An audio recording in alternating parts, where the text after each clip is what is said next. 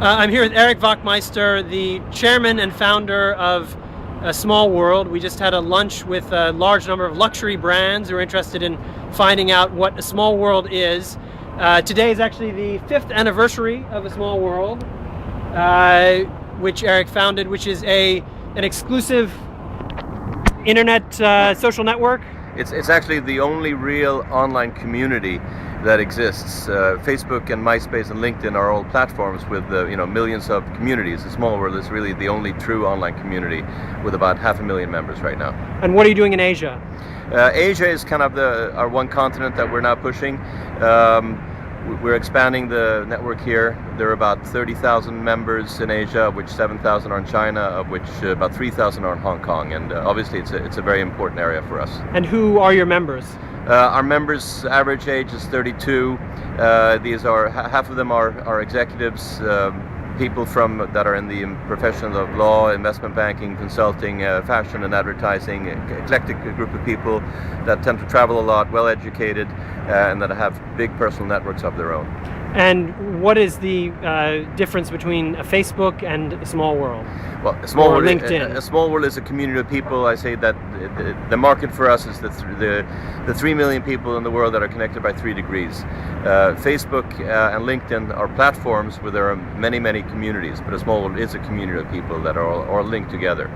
And in terms of brands relating in a social network, is there a value for brands in a social network? There's definitely a value in a social network, and it's the ultimate form of word-of-mouth marketing.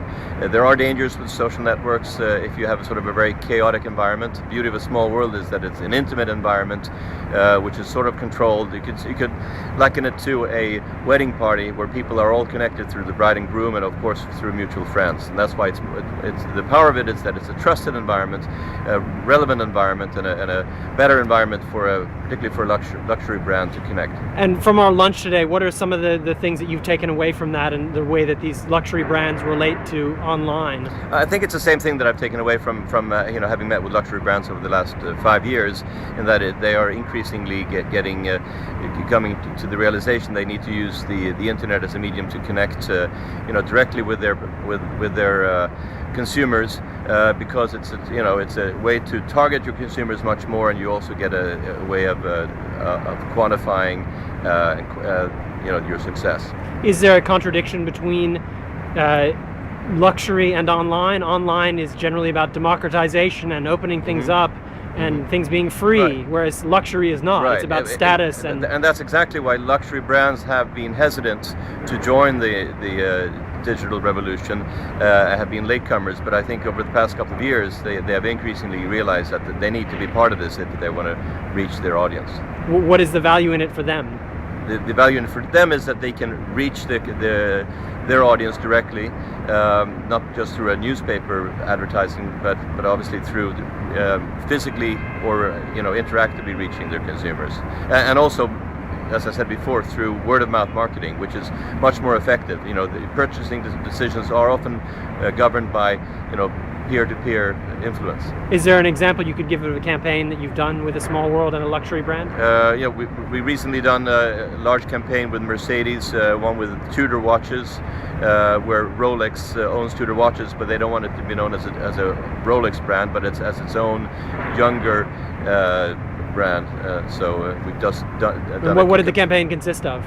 It consisted of not only a media campaign on A Small World, but we also did 4 large events in Madrid, Milan, Berlin, and Paris. So you leverage the fact that the social network has people rather than banner ads. Exactly. To bring an event in the real world. Right. So it's kind of an integrated campaign where we not only you reach the consumers on our site, but also directly at an event where we invite, let's say, 800 people to the event, and then we editorialize that through our own a small magazine, and then we have newsletters where we communicate what went on in the event. Is there a danger in the brand going online in the sense of they don't have control over the message? I think that it's inevitable that you Sorry, we have a helicopter overhead. Right. But carry on. Okay. There is always a danger, but I think that you need to have an objective dialogue. And if you don't have a dialogue, and if it's censored, it's not interesting for the readers or for the consumers. So I think the world is becoming more open, and it's an inevitable way of having an open dialogue, and then it becomes more credible and more interesting for the. So the brands people. can acknowledge mistakes or acknowledge issues. Exactly, and I think that's where everything is heading, and I think the luxury brands realize that. Okay. What about with the A Small World? What are your plans in the future? What are you rolling out in coming months? I mean, a lot of things. I mean, we're growing at a steady pace. We're going to be 500,000 members by early summer. We'll probably reach 1 million members in a year or two. I think we're never going to go beyond 2 million. You want to limit it? Yeah, we want to limit it. Fairly restrictive membership policy. Yeah, and I think our global market is maybe a couple of million people around the world. And the way we limit the membership is that it's invitation only, and about 20% of our members have the right to invite new members, and they can only invite, let's say, 10 people, and that's how we control it. Other things we're doing is we're adding a lot of features.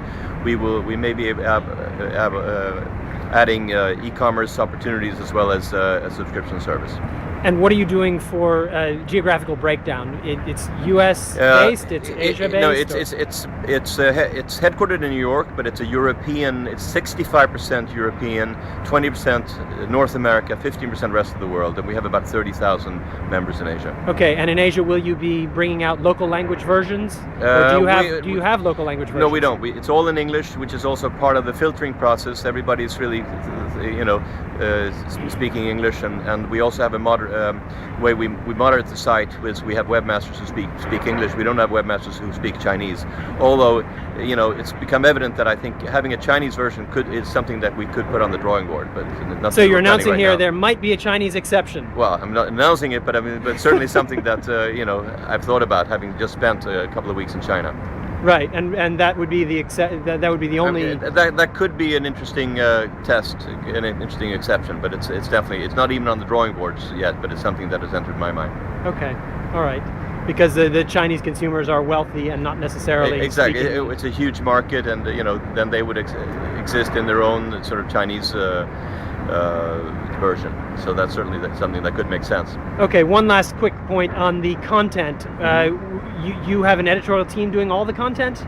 We have an editorial team that is packaging the content together with very interesting member interviews, following current events, whether it's political or fashion related. But the consumers also put in their content in restaurant reviews and. Yeah, we have we have an interactive guide it's kind of like a high-end Zagat's guide, but it covers 70 of our cities and resorts. It also has verticals, not only like restaurants but also hotels, clubs, shopping, etc.